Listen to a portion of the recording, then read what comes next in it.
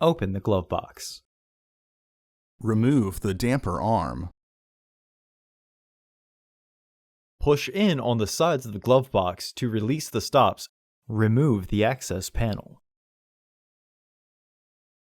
Unclip and remove the filter housing door. Remove the filter tray. Remove the filter from the tray. Install your new filter into the tray.